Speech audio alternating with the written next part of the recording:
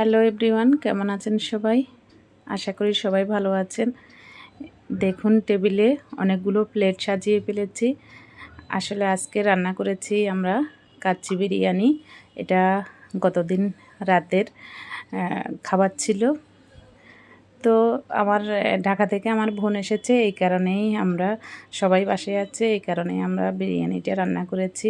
এই যে দেখুন এখানে 2.5 কেজি খাসির মাংস আছে এবং এই মাংসগুলো চৌমুহনী থেকে নিয়ে আসা হয়েছে। সেনবাগে ওইভাবে পাওয়া যায়নি, সেজন্য চৌমুহনী থেকে নিয়ে আসা হয়েছে। এবং এখানে আমি হলুদ মরিচ লবণ দিয়ে এগুলো মেখে রেখে দিয়েছি, সাথে টক দই দিয়ে ম্যারিনেট করে রেখেছি।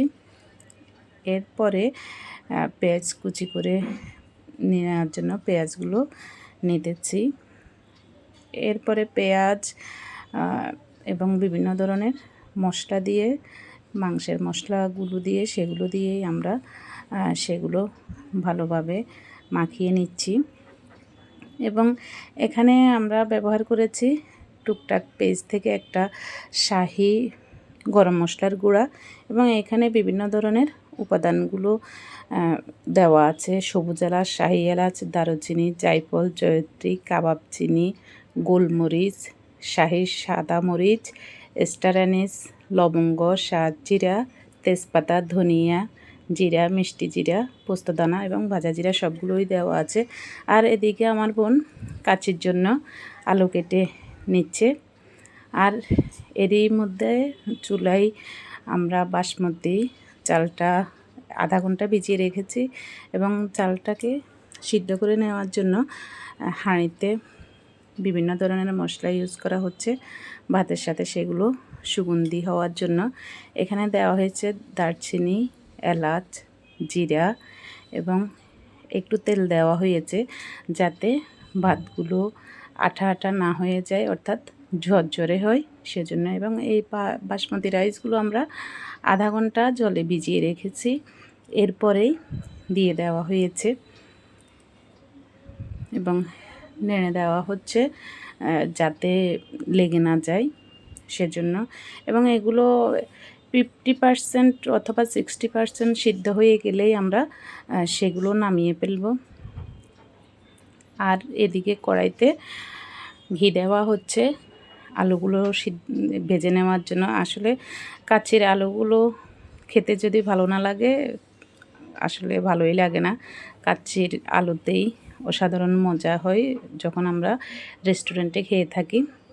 তো এদিকে আলুগুলো ধুয়ে বসিয়ে দেওয়া হচ্ছে। এখানে ঘি এবং একটু সাদা তেল দেওয়া হয়েছে এবং লবণ এবং হলুদ গুঁড়া দিয়ে এগুলো ভেজে নেওয়া হচ্ছে,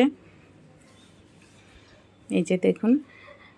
এবং এরপরেই আমরা বাদাম, কিশমিশ এবং পোস্তদানা আলাদা করে বেটে নিয়েছি। এখানে আছে, এই তো হাঁড়ি বসিয়ে দেওয়া হয়েছে এবং প্রথমে পেঁয়াজগুলো বেরেস্তা করে এখান থেকে পেঁয়াজ দিয়ে দেওয়া হয়েছে এবং বেরেস্তা করে নিয়ে নেওয়া হবে। আর এখানে সবগুলো পোস্তদানা, বাদাম এবং কিশমিশ এগুলো ব্লেন্ডারে ব্লেন্ড করে নিয়েছি। আর পেঁয়াজ বেরেস্তাগুলো ভেজে নিয়ে একটু হালকা চিনি দিয়ে দেওয়া হয়, কারণ যাতে একটু মচমচে হয়। চিনি দিলে বেরেস্তা মচমচে হয়ে যায়। এবং হাঁড়িতে আমরা মেখে রাখা যে মাংসগুলো ছিল সেগুলো এখন দিয়ে দিয়েছি। অন্তত 1 ঘন্টা সেগুলো আমরা ম্যারিনেট করে রেখেছি, এবং ম্যারিনেট করে রাখার পর সেগুলো আমরা এখন দিয়ে দিয়েছি। এবং পাশে আমরা আলু বখরাও ধুয়ে রেখেছি দেওয়ার জন্য। এই তো এখন বসে দেওয়া হয়েছে কাচ্চির সেই খাসির মাংসগুলো। এবং এই যে বাটা যেই মশলাগুলো সেগুলো বাদাম এবং পোস্তদানা, কিশমিশ এগুলো দিয়ে দেওয়া হচ্ছে।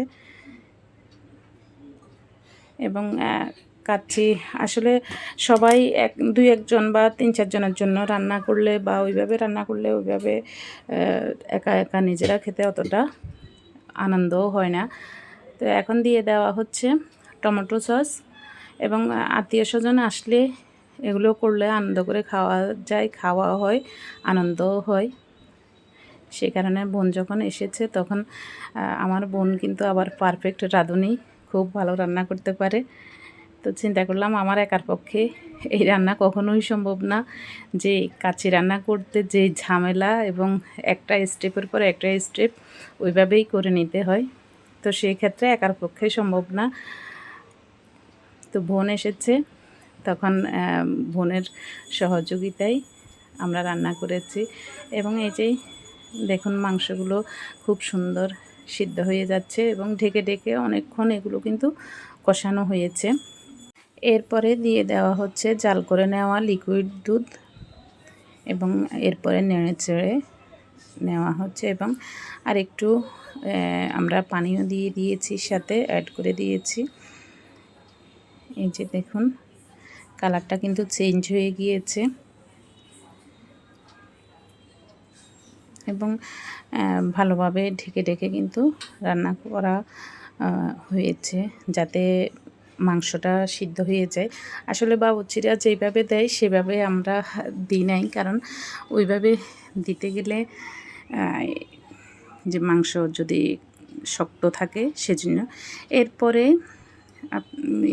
পোলাওর চালগুলো তখন আমরা নিয়ে নিয়েছি, এবং একটা লেয়ারের পর আরেকটা লেয়ার দিয়ে দেওয়া হয়েছে, নিচে মাংস দেওয়া হয়েছে এবং উপরে বাসমতি রাইসগুলো দেওয়া হয়েছে, আলু দেওয়া হয়েছে, কাঁচামরিচ, আলু বোখরা সব কিছু দিয়ে একটা লেয়ারের পর একটা লেয়ার দিয়ে প্রথমে মাংস, এরপরে রাইস, আবার মাংস, এরপরে আবার রাইস দিয়ে ওইভাবে ওইটা কোটিং করা হয়েছে। এরপরে আমরা আটা দিয়ে সেটা মুখটা লাগিয়ে দেওয়ার জন্য সেই চেষ্টাই করা হচ্ছে, এবং ভালোভাবে সেটা আটকে দেওয়া হয়েছে। এবং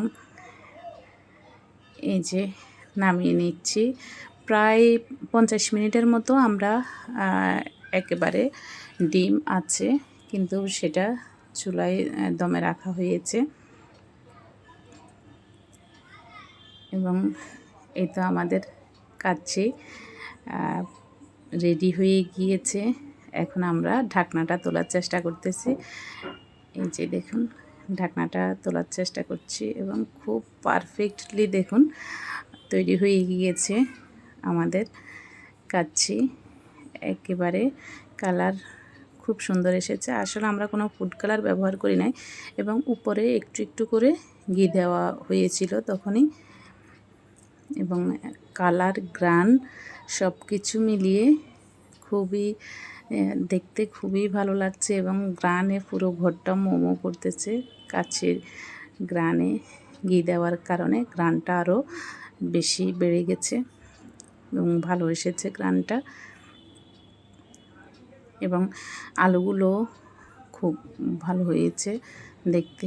এবং খাওয়ার সময় আসলে হোটেলের, আমরা রেস্টুরেন্টে যেভাবে যে কাচ্চির ইয়েটা পেয়ে থাকি সেই ঠিক ওই রকমই সেই স্বাদ, শুধু আমাদের কালারটা একটু, আমরা কোনো ফুড কালার ব্যবহার করি না, কারণ আমরা এখানে ঘরোয়া পরিবেশে ঘরে রান্না করার কারণে ঘরোয়া পরিবেশে আমরা স্বাস্থ্যের দিকে নজর রেখেই ওইভাবে করা হয়েছে, যাতে কোনো সমস্যা না হয় সেদিকে নজর রাখা হয়েছে। এবং পরে যে বেরেস্তাগুলো বেজে রাখা হয়েছে সেগুলোও কিন্তু উপরে দিয়ে দেওয়া হয়েছে।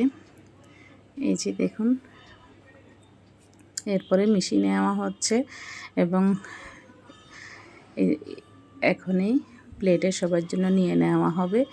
এবং আমাদের সেই কাচ্চিটা আসলে অনেক দিন ট্রাই করার চেষ্টা করা হয় নাই, শুধু আমার বোন আসলে ওর থেকে ওইভাবে নিয়ে দেখে করা হবে, সেজন্যই এইটা তৈরি হয়ে গিয়েছে কাচ্চি রান্না।